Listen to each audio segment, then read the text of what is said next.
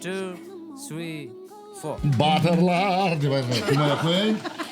Осы абыроймен шығып кетейік, ребята. Қайраттан кейін ән айту қиын екен. Әнді әнші айту керек. Дамымай жатыр кейбір салалар. Бәрін алады деш. Әр адам өзінің орнында емес та. Звезда болсам, шатасып кеткен ғой. Тоймен айырылысып кеткен ғой, тоймен.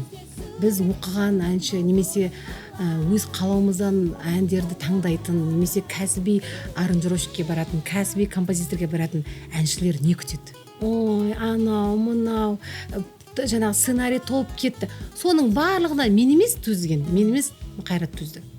Бүкіл жаңағы ударды Қайрат алды. Қайда сол әншілер? Сол адамдар. Жоқ. Қайда сол группалар? Сол бағдарлама қайда? Жоқ. Қайда сол бағдарлама?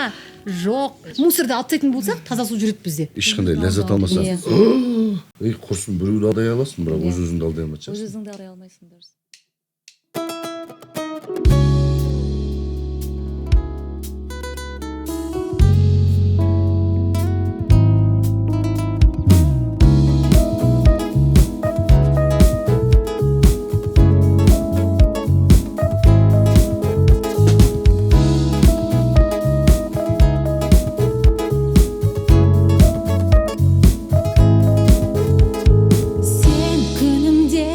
Шайқалған гүлімде тек мені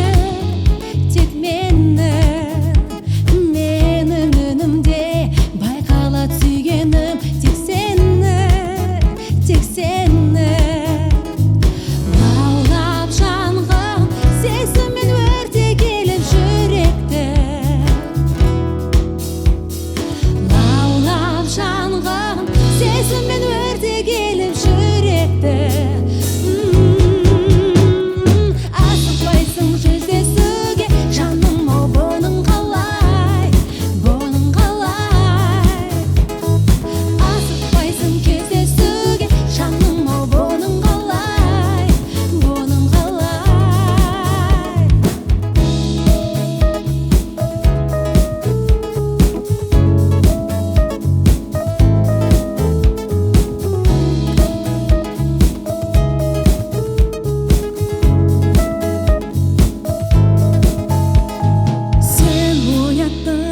сезімді ояттың мендегі менің жүрегім қалайды сезімді сендегі лаулап жанған сезімді өртеп әлі жүректі лаулап жанған сезіммен өрте келіп жүректі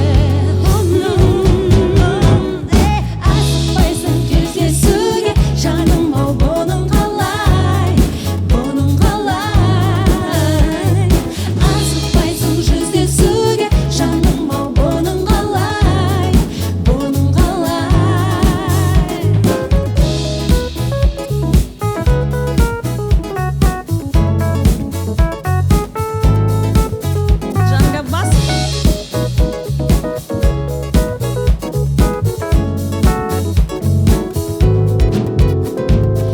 асықпайсың кездесуге жаным ау бұның қалай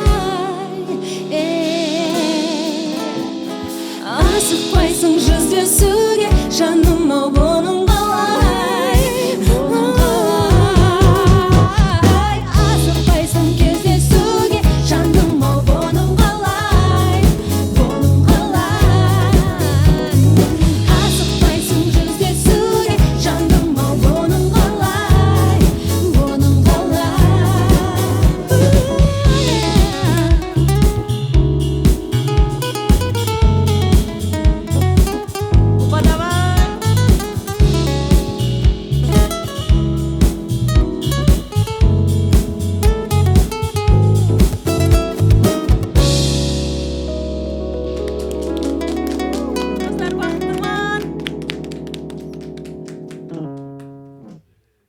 Сәлем достар, бүгінгі Sensation подкастымыздың қонақтары Бақыт Тұрман және Қайрат Әділгерей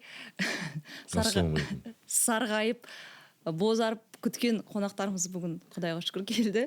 Жаңа ғана келіп жатыр, Қайрат күліп жатырған, әйтеуір жеттік пе деп. Сондықтан Қайрат, Бақыт, қош келдіңдер. Рахмет. Жалпы сен студиясына менің ойымша бірінші рет келіп тұрған шығарсың. Мен түнде келгем, Эдик екеуміз осы жерде Шын ба? студияға да бейбіт келген кезде. Қандай мақсатпен келдіңдер сол? Полный аралап шыққанбыз түнде. Охранниктен кілт алып. Жоғарыда террасы бар, барып келдіңдер ме? Террасада жоқ, ол кезде біз қыста келдік, қыста келдік. Жалпы енді естуіміз бар ғой, бұл енді бір керемет дүние ғой. Алматыда теңдесі жоқ бұндай студияның. Енді Эдик бәріміз дос болғаннан кейін Эдиктің жұмыс орнына келген кезде көргенбіз. Аппаратура вообще. Өте бір қалай персонально, функционально істелінген бір керемет студия. Рахмет. Құттықтаймын. Рахмет, иә. Бұл кез келген әншінің негізі арманы ғой да. Солай шығар. Студия болу деп ойлаймын. Негізі менің бүгін шынайы қонағым ол Бақыт Тұрман. Біз Бақытпен негізі балық шақты бірге өткізгенбіз. Өнер жолында да кішкентай кезімізде бірге бастағанбыз деп айтуға болады, иә? Бақыт, қалайсың өзің? Өнер қалай болып жатыр? Жақсы, жаңа мен келе жатқан кезде айтып келе жатырмын Инстаграмда. Динара Сұлтанды біз кішкентай кезінен бірге өстік, бір өнерде, ол Жылгородок дейтін районның звездасы, мен центрдің звездасы, кәдімгі конкурент сол кездері. Кейін сен 9 класстан кейін колледжге түсіп кеттің, мен сол Атырауда қалдым да 11-ден кейін келдім. И чуть-чуть кішкене екі бөлек жаңағы жанрды біз таңдадық. Сен эстрада жағына кеттің, мен классика жағына кеттім. Бірақ дегенмен әлі де бір өнерде тоғысып, бір сахнада жүрміз. Сондықтан шүкір, мен қуаныштымын. Керемет. Қайратпен бір-біріңді Атырауда қалай таптыңдар ма, немесе осы Алматыға келіп таныстыңдар ма? Жоқ, бізде деген мектепте бастап біттік қой. Солай ма? Жоқ, мектепте таныстық негізі. Мектептен таныстық қой, бір мектепте оқыдық қой біз, иә. Содан кейін енді ол кезде Мал академия ғой. Баламыз ғой, иә. Кейін осы Алматыға келген кезде уже жігіт пен қыз. Жалпы ең бірінші көрген сәтім 96 жылы бізде Мал академия ашылады Атырауда. Сары Алпыс қыздың қолдауымен. Дарынды, талантты балаларға өзінің интернаты бар. Мен 96-та оқуға түскен кезде, сен 97-де 1 сентябрьде келіп тұр ғой. Ағажан Латипа, Гүлмайдан Латипа деп 1 сентябрьде қызыл көйлекпен өлең айтып бәрін. Сонымен сөйтіп таныстық қой. Содан бәріміз академия қабырғасында жүрген кезде көбіне сахнадамыз, за кулисье. Бұл өлең айтады Бақыт. Біздер енді актерскийдан сценкалар қоямыз, жүргізуші боламыз деген сияқты. Сөйтіп творческий, закулисный творческий процессте жүріп. Роман дейсіз. Роман начался. Но бірақ енді өзі айтып отыр ғой, 2000 жылдары біздер оқуды бітірдік та кетіп қалдық. Ең алғашқы түлегіміз Алматыға кеттік. Бүгісі оқуын бітірді, Астанада жүрді, Шабытта. Шабытқа түстің, е? Жоқ, Шабытта емес, мен Евразийский университетке түстім. 1 жыл оқыдым да, потом уже мына жаққа ауысып кеттім ғой. Ауысып кетті.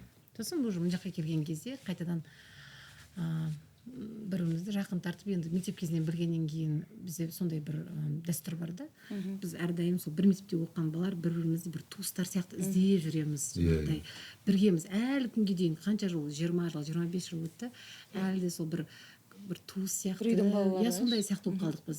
Ол үлкен класс, кіші класс деп қарамаймыз. Сол моменттегі ең алғашқы түлектердің бір Қайраттар, одан кейін бір 4-5 бір не бар, поколение бар, кезең бар. Сол кезеңдегі балалар өте біз тығыз араласамыз. Сол себепті енді біз сол бала кезден деп айтамыз, бірақ енді кәдімгідей жігіт пен қыз сияқты ол Алматыда біз жүріп бастадық. Жалпы бірінші, екінші выпуск қой біздің өнер академиясының. Қазір барлығы сол өнер жолында. Ең мықты. Қызық. Міне біздің Эдик жанның өзі.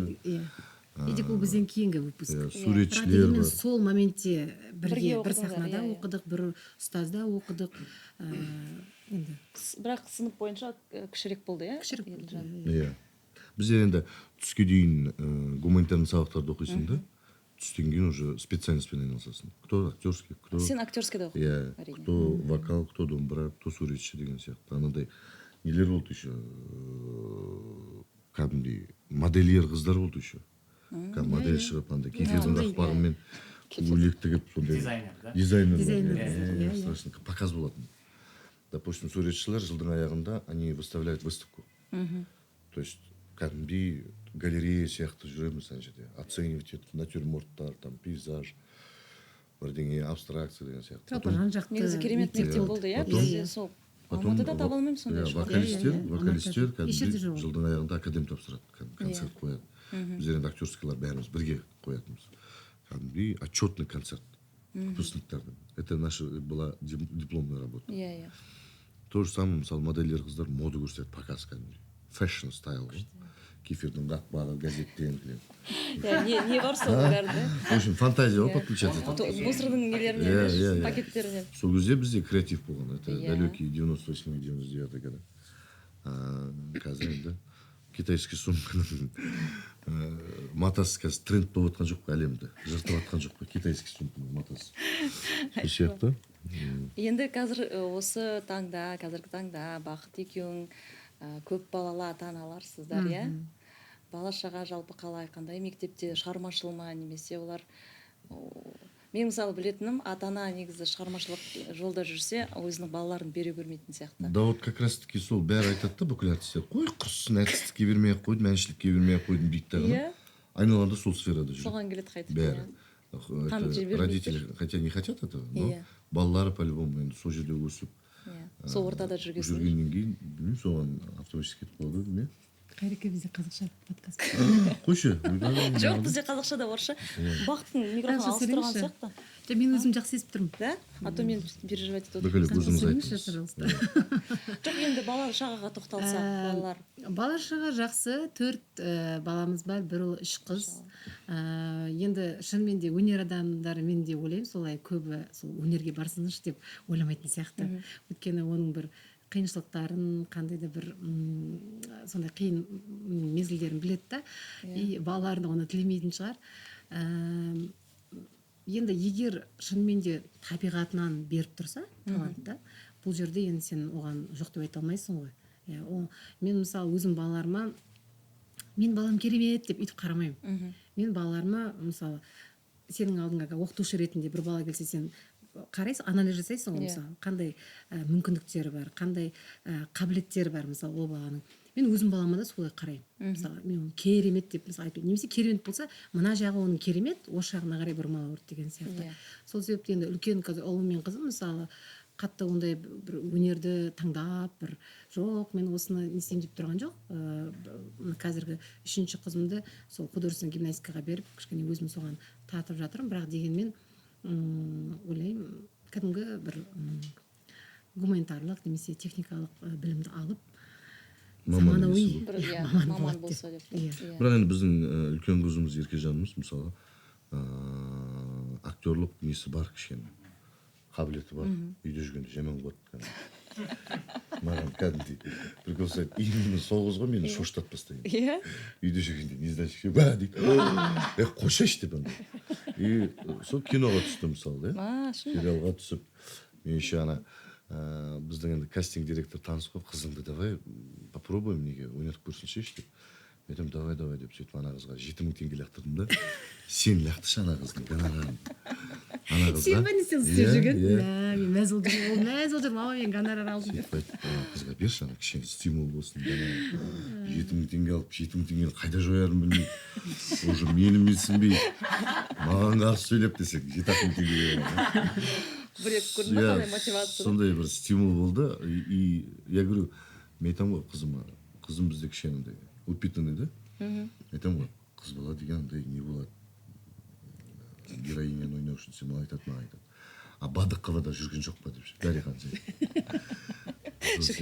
бірақ енді ондай актрисалар керек та икемі болса енді әрине өзі енді алып кетеді ғой енді өзіне қазір балаларға бар ғой дым керек жоқ қазір балаларға бар ақыл айтып керек жоқ өзі біледі де өзі біледі қалауларын айта алады олар иә біздің кезімізде өзіміздің қалауымызды мысалы көп айта алмадық енді мысалы бар ондайлар ше мысалы бірдеңені қалап тұрса да врач болып кетеді немесе тағы да басқа болып кетеді иә мысалы әнші болғысы келіп тұрса да а қазіргі кезде балалар ондай емес өзінің қалауы бар мысалы өздері еркін айта алады оны и қазіргі ата аналар да соған үйренген да сұрайды жаңағыдай қайда барғың келеді немен айналысқың келеді деген сияқты қазір сондай біздің вообще негізі біздің поколение адамдар психикасы бұзылған.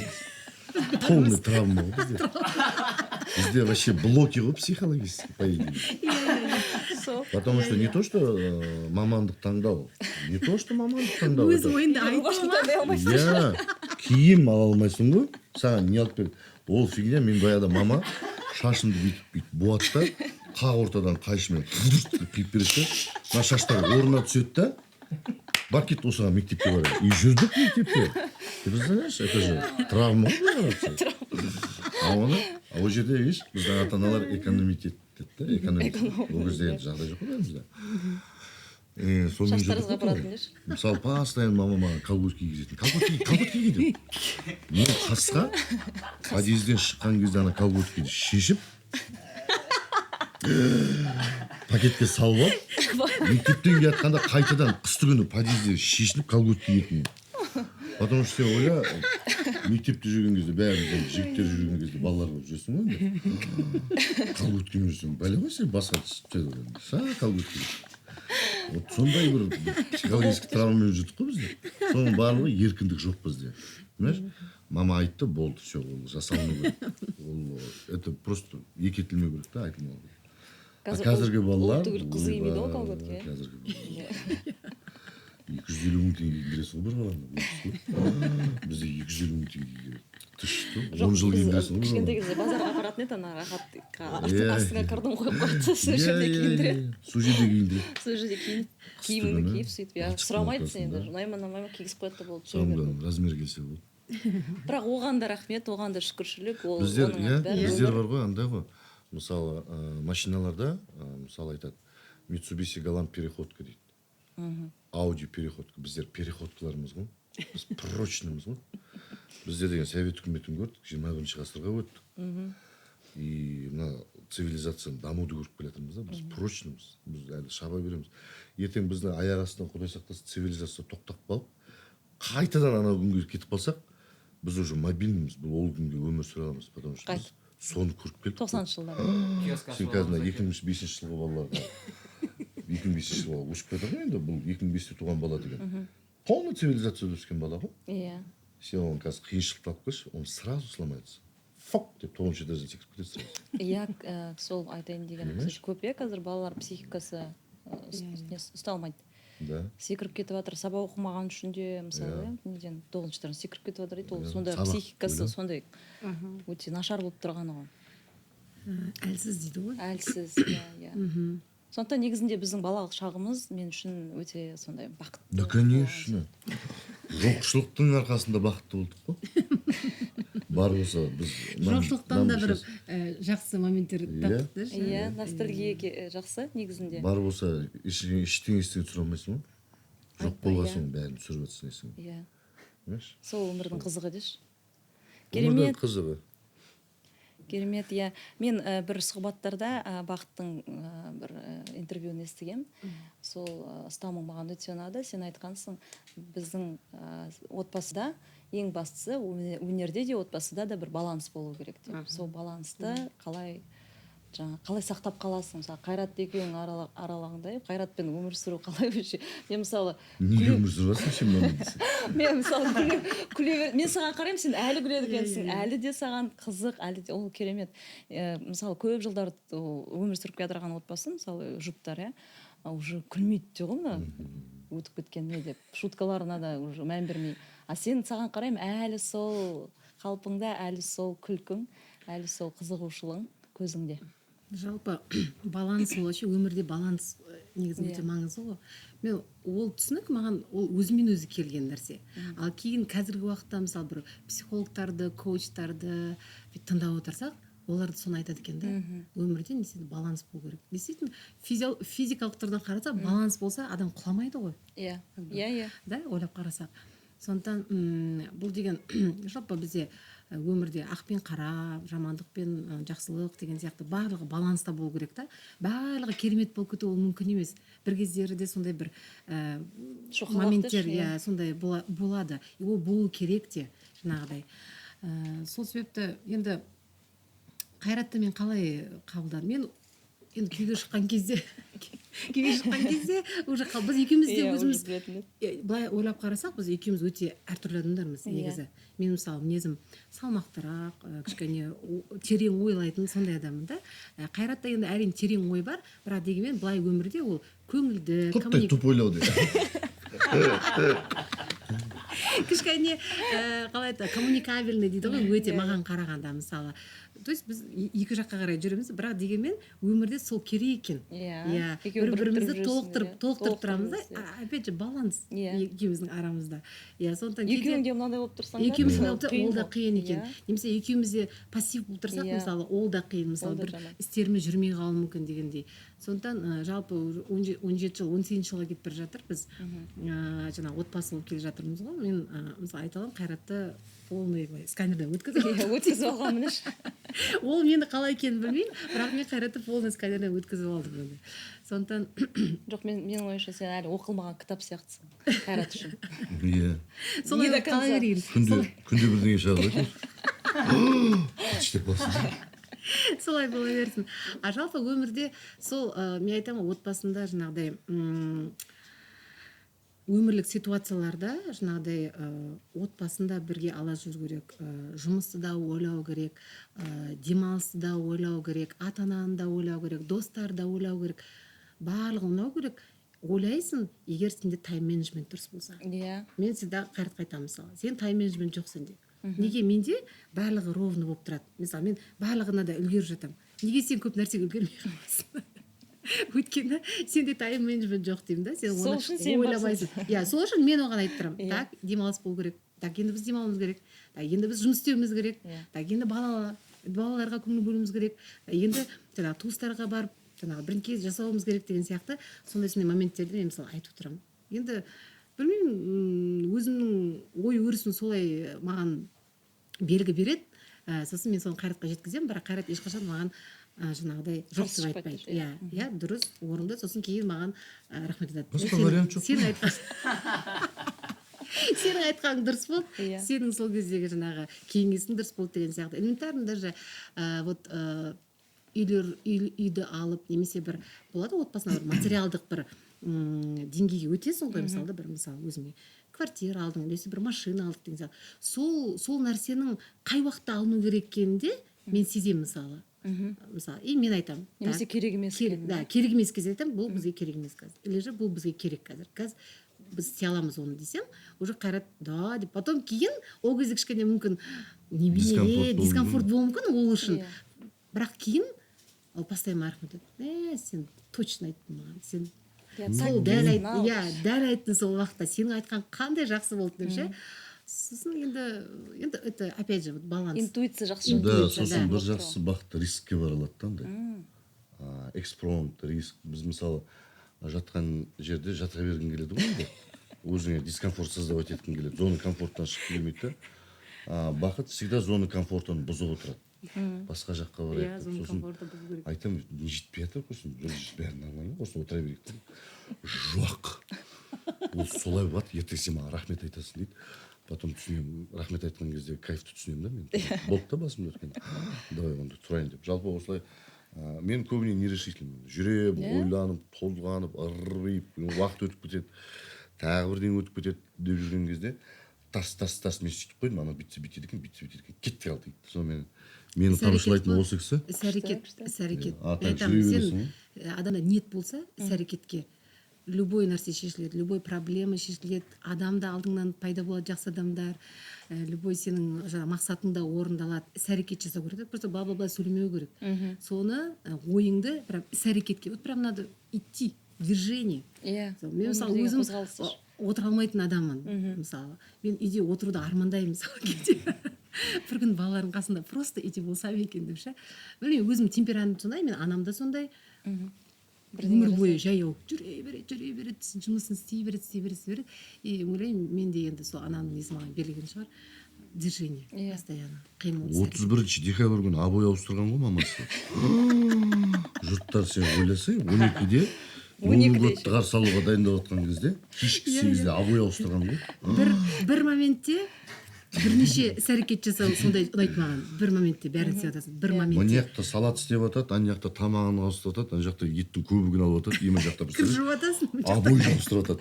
Вообще страшно. Сондай адам ғой, сондай адам. Тебя это ожидает дейсің. Былтыр ғой жаңа жылда 12-де болды 5-тен бастап дайындалды ғой жаңа жылға. 12 бақ жұрттың бәрі дым дастарханда дым жоқ қой. Ей, құрсын не болды? Бәріміз голодный отырмыз ойлашы. Андай неден алып алдық, ана бенгальский огонь жақтық тағына. Бір лимонадпен шампанды аштық та 12-ні қарсы алдық. Содан кейін барып бірде жетіп қой тамаққа. Бір сағат деймін, сол кезде Бакырға айтамын ғой. Қатты пысық болып кеткен. Бірде тамақ жеп айтамын ғой Бакырға. Значит, сен изначально атырауша қарсы алуға ниеттенгенсің, потому что қазір атырау енді қарсы алып отыр. Сондай сияқты.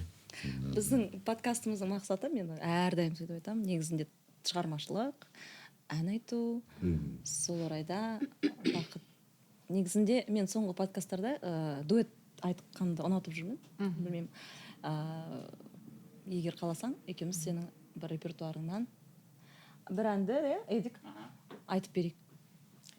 Қайрат біздің көрерменіміз. Иә, мен көрермен болып отырайын. Мен вообще негізі былайынша әншілікке жоқпын, бірақ андай ән айтқанды жақсы көремін. Ешкім жоқ та. Негізінде ешкім жоқ та. Бірақ ана неге қатысып 2 жұлдыз деген бағдарламаға. Қатыстыңдар ма? Жоқ, бақты екенбіз.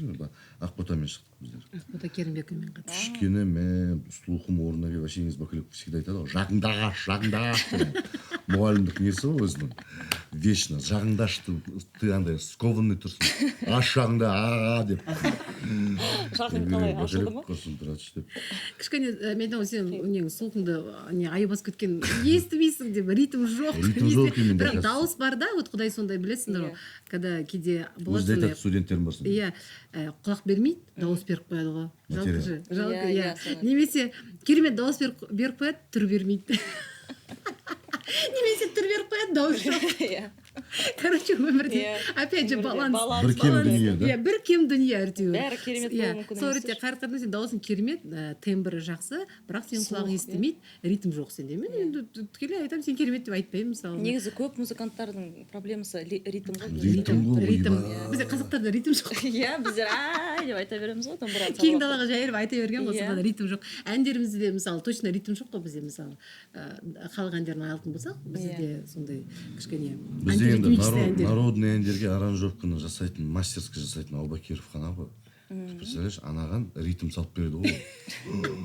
Чтоб ана әнші ырғағы жоқ әнге ма? Қуып кетпеші. Не ма, не дейді оны? Метроном? Отдельно? Жоқ, метроном емес, просто бұл жерде кішкене мастерский адамның несі чувствосы болу керек та, аранжировщиктарда. Жалпы біздің қазақ халық әндерін айтатын болсақ, кейбір сондай әндер бар ғой, кең диапазонға. Ол жерде несі, ритмикасы адамның өзінің сезіміне беріліп кеткен да. Сен қалай сезесің, соншалықты соза бер. Сондай ғой негізі. Бастапқыда солай, иә. Қолынан келгенше, хоть неше тап болсаң да, дыханияң жеткенше дейін соз дейді ғой.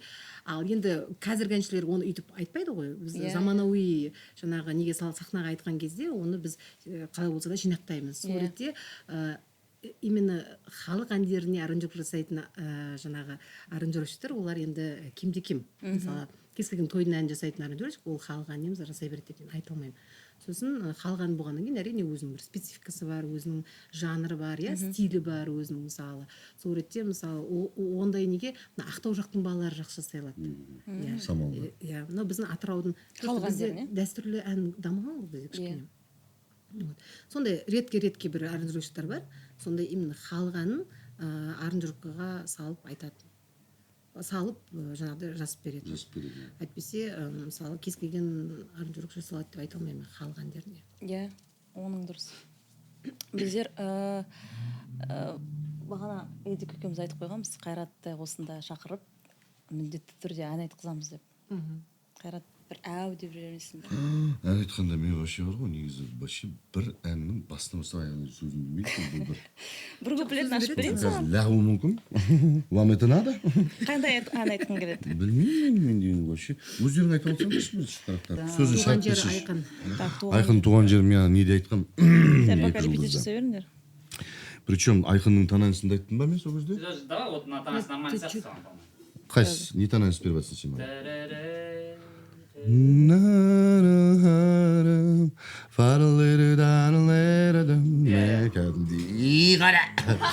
Кетті. көрініп тұр ма? Көрініп тұр. Көкем. Ойбай, лағам ба? Сен маған бүйтіп отырсайшы. Иә, айтып отырмын қазір. Ритам деп. Жағыңды аш. Жағыңды аш деп. Алып бісміллә. Эдик, давай дейсің ғой. 1, 2, 3, 4. Сразу бастап кетеміз ғой. 1, 2, 3, 4. Туған жер айналдым сені, бауларың, тауларың менен, бабаларым аңсаған мекен, туған жерім айналдым сенің қасиетіңнен, туған жерім бабаларым аңсаған мекен, туған жерім айналдым сенің қасиетіңнен, туған жерім. Айналайын, айналайын, аспаныңда ай болайын, айналайын, айналайын. Бабаларым аңсаған мекен, туған жерім айналдым сенің қасиетіңнен, туған жерім. Беу шіркін киелі өлке,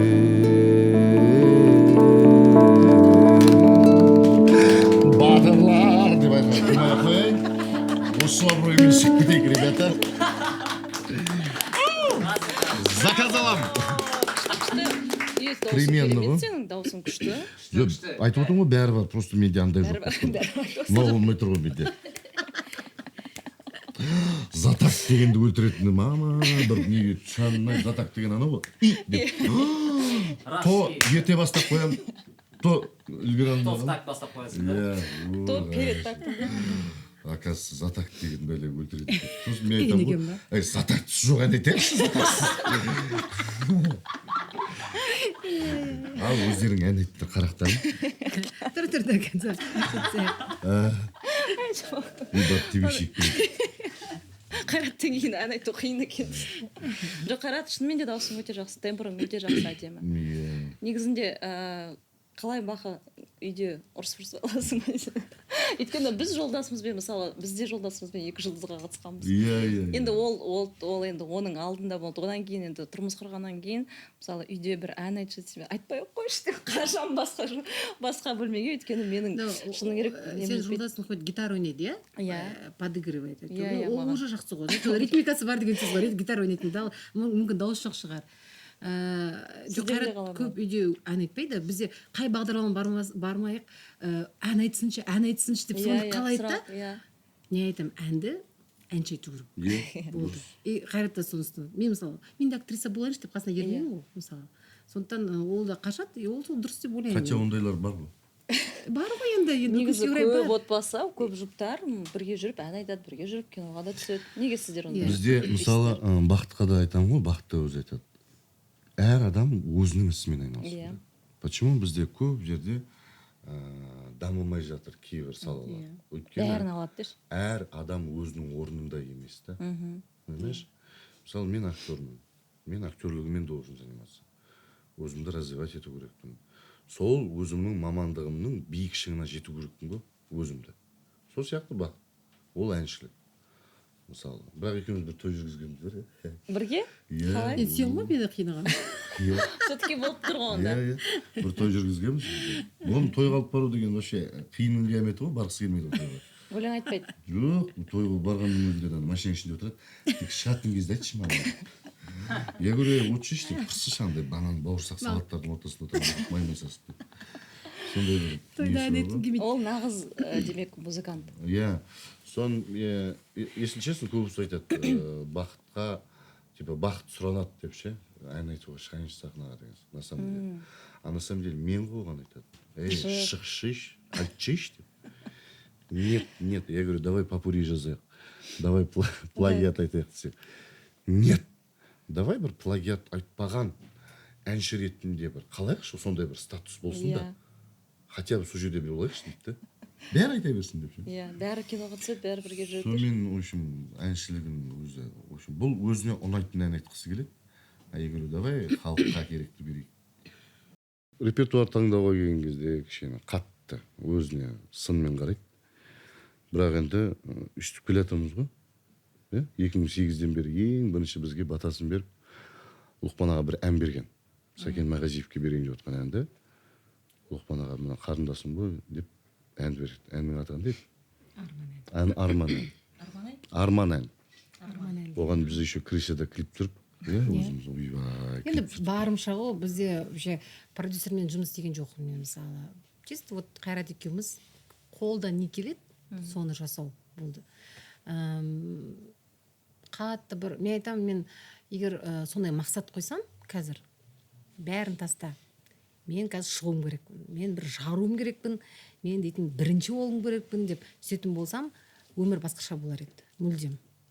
Мен өзім үшін приоритеті дейді ғой. Мысалы, мен отбасылы болған кезде, жалпы менде өмірде приоритет дейді ғой, өзінің жаңағы қалауың өмірде ол кішкене басқаша. Мысалы, мен кейбір адамдар соны мақсат деді ғой. Мысалы, тек қана звезда болу, жаңағыдай танымал болсам, звезда болсам деп, ешқашан менде ондай болған жоқ. Хотя мен өзімнің қабілетімді білем, өзімнің қолымнан не келетінін білем. Бірақ дегенмен мен көбінесе сол осы отбасын, осы гармонияны ұстап қалу, осы отбасындағы жаңағы ұйытқы отқан берекені ұстап қалу, сол маған маңыздырақ болды. Мысалы, сол ретте мен өзім үшін солай деп шештім. И енді Қайрат әрдайым шығайық. Мен жаңағы договорился адамдармен, келісіп қойдым. Әндер бар, мындай дегеннен кейін, жақсы деп жаңағыдай шығып жүрдім. Неге олай қиын келеді барлығы? Неге мен ондай шешімге келдім? Оңай емес өткені. Өзің де білесің, оңай емес. Біріншіден біздегі мына жалпы деңгей әншілікке қатысты, жалпы кәсіби әншілікке қатысты бізде деңгей шатасып кеткен ғой. Тоймен айырылысып кеткен ғой, тоймен. Жаңағы тойдың әндері алда жүріп, тойдың әншілері жұлдыз болып, тойда айтатын әнмен жаңағыдай саған бәрі басын иіп жүрсе, біз оқыған әнші немесе өз қалауымыздан әндерді таңдайтын, немесе кәсіби аранжировщикке баратын, кәсіби композиторге баратын әншілер не күтеді? Не күтеміз біз? Мысалы, қол қанатың талады ғой, ана бүйтіп талады кәдімгідей ше. Шыны керек мысалы. Сосын кезінде клиптер өте қиын кездер. Қазір Инстаграмның кезінде қазір жеңіл барлығы. Өзің каналың бар, өзің Инстаграм бар, өзің жұлдыз боласың ба, хайп жасайсың ба, не жасасаң өзің білесің. Бір кездері, біз бастаған кездері телевизияда қандай қиыншылықтар болған білесіздер, клипті түсіресің де, енді телевизияға берсең, саған крест, анау не то, мынау не то сұранып, жаңағы таблицаларын жібереді нелерін. Қаншама ақша ана жерде, мысалы, ойлап қарасаң, қаншама бағдарламалар. Шын айтайын, билетін сатқызады, соншама панты ана жерде.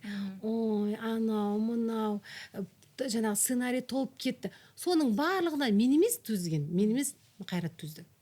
Бүкіл жаңағы ударды Қайрат алды. Өткені енді солай болу керек шығар. Мысалы, қаншама продюсерлар, қаншама концертный продюсерлар.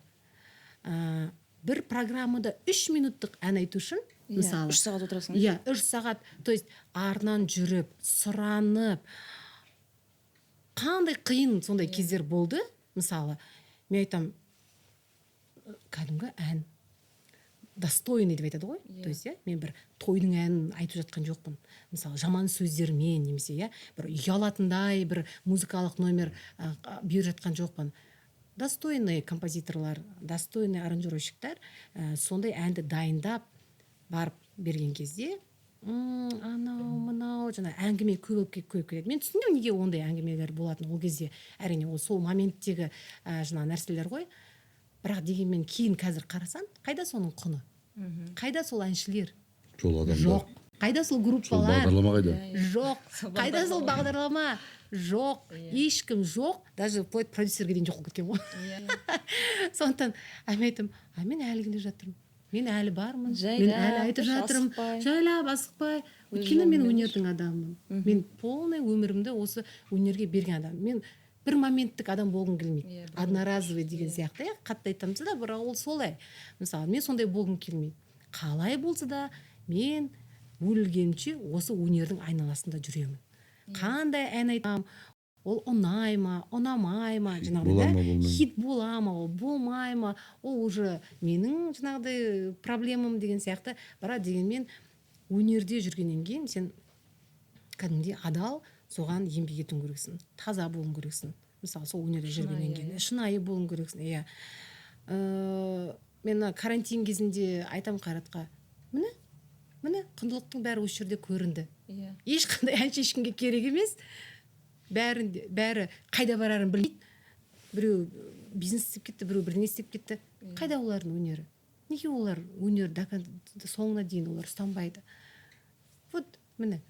Одан кейін қайтадан қалай той басталды? Қайтадан барлығы жаны деп панты жаңағыдай қайтадан.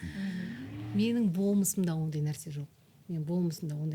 Өйткені мен бала кезден жалпы вообще өнердің қалай басталып, не істеу керек, қалай даму керек, сапасы қандай болу керек оның, соның барлығын көріп өскеннен кейін менің көзқарасым мүлде басқаша. Өмір бойы солай болады, ол өзгермейді де. Мысалы, мен де өзімнің, мысалы, қазіргі уақытта мен жаңағы әншілік кафедраның меңгерушісі болып жұмыс істеймін, менің астымда мысалы мұғалімдер бар, студенттер бар деген сияқты. Сол ретте мысалы мен де тіпті білім ордасында да мен осы өнерге қатысты көптеген кемшіліктерді байқаймын. Жалпы өнерге шын жанашыр болу керек, негізі. Шын жанашыр. Ондайлар аз. Көбі енді шын айтайық, тек қана ақша үшін жүреді. Мысалы, ақшаны ғана ойлайды. Тек қана ақша алып келсе екен маған деп соны ойлайды. Өнер деген ол ақша емес. Өнер негізі тегін нәрсе ғой. Өнер негізі тегін нәрсе. Ол дейтін Алладан берілген, ол саған қабілет, сен оны тегін берсең де сен одан шаршамайсың. Сен адамды оқытқан сайын, адамға бірдеңе үйреткен сайын сен одан энергия аласың. Міне осы өнер деген негізі. Біз оны кейін кезде әрине оны қазіргі заманға байланысты оны ақшаға айналдырып жедік. Но бізде сондай бір дисбаланс бар да, шынымен де. Ол сұрақ негізі көптен бері туындаған ғой, негізінде жаңа айтқандай қазақ шоу-бизнесі немесе қазақстанский шоу-бизнесте бөлінетін ғой кезінде. Ол да бар, ол бөлінеді. Қазір енді мүлдем тойдың әндері енді бүкіл телевидение, бүкіл жерде жаман емес, негізінде біздің ол салт дәстүріміз, тойлар болу керек, той көп болсын дегенмен меніңше тойда да бір осындай комфортпен, осындай немен жанды дауысты әншілер айтса, нұр үстіне нұр болатын еді деп ойлаймын, бірақ та адамдар мысалы жанды дауысты естігісі келеді, шынайы дауысты, шынайы өнерді естігісі келеді, бірақ соңында келген кезде тойда какая разница, фонограмма қойып қоясың ба, кассет басып қоясың ба, сол келген әртіске қаншама ақша төлейді, бірақ та сол әртіс деген даже жанды дауысты айта алмайды. Жай жаңа қосып қояды да дискісін айтты, плюспен айтып шығады. Сол менің негізі ішімді ауыртатын. Еще бұрын мысалы вокально-инструментальный ансамбль дейді, виялар. Виялардың өзі фирмовый заттар айтып, потому что барлығы қолдан астында ғой, қолында бас гитарасы бар, барабанщигі бар, клавишнигі бар. Бір живой звук. Сол вияны шақырып да, вия қайтадан соны айтады. Просто соны живой түрін айтады. Ой, Алла. То есть ана тұрған уровеньді алды да қайтадан фук деп өзінен жұтып алды да. То есть опять-таки музыканттар сөзде. Просто бұл білесіз ба, өнер деген ол дейтін біздің өміріміздің бір бөлшегі ғой. Сол ретте біз қоғамды тәрбиелеуіміз керек. Оның талғамын өсіру керек та. То есть вкус, да, музыке, в песнях дейді ғой, мысалы да. Енді біз егер сондай әндерді оларға бере беретін болсақ, өзіміз ғой беріп отырмыз. Өзіміз беріп отырмыз осында. Олар қалай өседі? мысалы. өспейді әрине. Сол әрине деңгейде ол қалады, өспейді, иә. ол сол деңгейде қалады мысалы. Енді қазір атын айтатын болсақ, мысалы, кімнің әндері, мынаның әндері деп әпе жаматты боласың. Бірақ оны бәрі түсініп отыр, кімнің әндері қандай әндер екенін, иә. Енді жаны жейді енді, бірақ сен жалғыз өзің болып бұл жерде ештеңе істей алмайсың. Мен білем, жанашыр осындай әншілер бар, ана жақта жүреді, стрессовать етіп кетіп.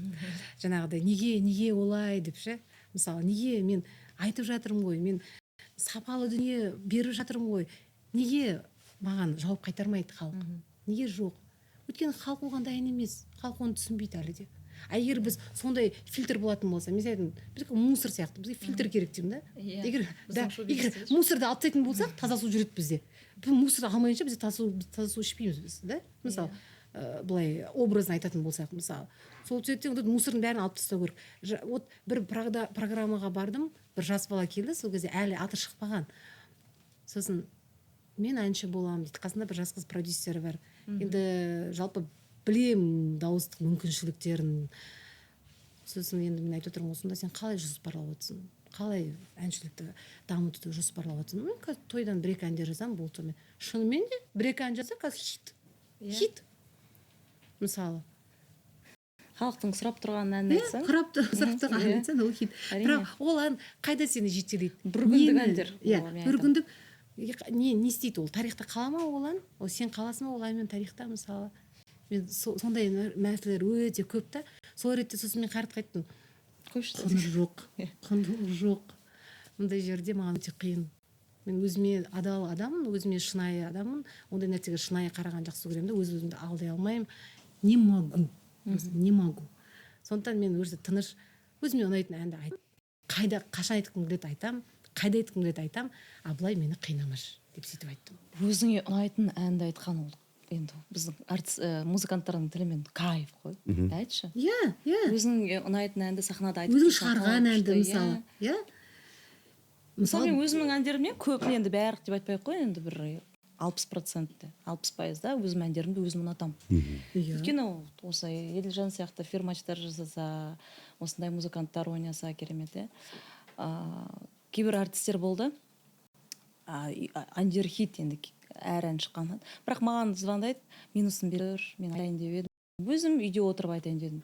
Сен әншісің ғой, сен өзің әндерің болса, ой, маған ұнамайды, маған сенің әндерің ұнайды деген сондай көп нелер естідім негізінде әншілерден. Демек, сенің жасап жатырғаның сапалы. Басқа артистерге ұнайды. Өзінің несі көңілінен шықпаса, жасап жатқан дүниесі, ол енді не деп айтсақ? Трагедия ғой. Трагедия, дұрыс айтасың. Ты ойла, сен өзің жасап жатқан жұмысыңнан, ладно, материально сен удобно алып жатсың, а ты морально содан ешқандай ләззат алмасаң, құрсын біреуді алдай аласың, бірақ өз-өзіңді алдай алмайсың. Өз-өзіңді алдай алмайсың, дұрыс. Сондықтан достар, бірімізді алдайық. Өз-өзіңді алдамаңдар. Өз-өзіңді алдама, бірімізді алдайық. Тек қана сапалы, әдемі, жақсы музыка тыңдаңыздар. Сол орайда сіздерге рахмет айтқым келеді, келген үшін бақыт саған үлкен рахмет, осындай керемет сұхбат деп айтуға да болады, подкаст емес. Өтті. Қайрат пен бақытты біз ұзақ күттік. Құдайға шүкір, жеттіңдер, келдіңдер, рахмет сіздерге. Ал біз ары қарай бақыттың керемет бір әнін тыңдаймыз. Иә, Қайрат екеуміз. Давайте.